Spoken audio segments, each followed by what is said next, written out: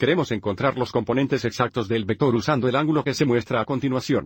Observe cómo para este ejemplo no se muestra ningún ángulo, pero si suponemos que el punto inicial de este vector está en el origen en el plano de coordenadas, será útil dibujar los ejes X e Y. Entonces este sería el eje X. Y este sería el eje Y.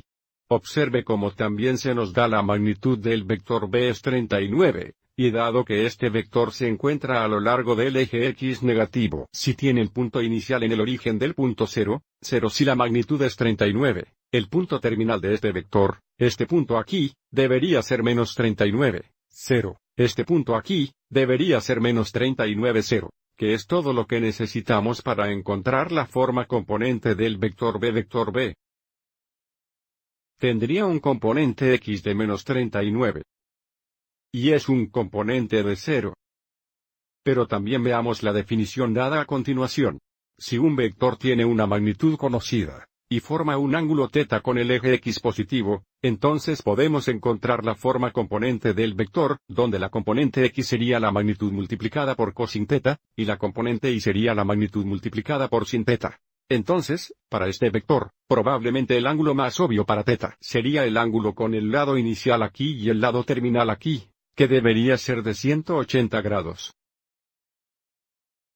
Por supuesto, podríamos usar cualquier otro ángulo coterminal, pero este es probablemente el ángulo más obvio.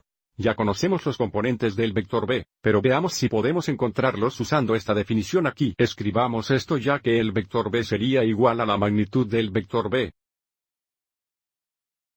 B es un vector unitario con una componente X de cosinh θ. Y es un componente del pecado θ. Bueno, sabemos que la magnitud es igual a 39, y también sabemos que un posible ángulo para θ sería 180 grados. Entonces podríamos cosignar 180 grados aquí, 180 grados, 180 grados. Y hay varias formas de encontrar estos valores de funciones de truco. Si miras el círculo de la unidad, observe como 180 grados. Intersectamos el círculo en este punto aquí, y en el círculo unitario X es igual a cosinh θ y es igual a sin θ. Entonces cosinh 180 grados es igual a menos 1 si cosinh 180 grados es igual a menos 1 y sin 180 grados es igual a 0. También podemos encontrar estos valores de funciones de truncos mirando la gráfica de sin y cosinh en el plano de coordenadas.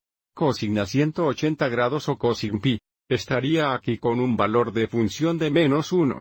Y sin a 180 grados o sin pi estaría aquí con un valor de función de 0.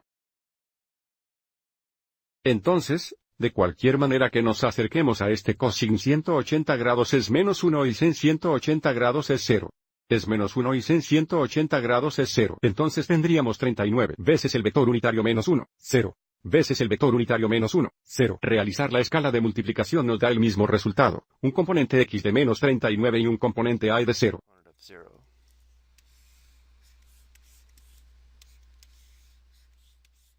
Espero que hayas encontrado esto útil.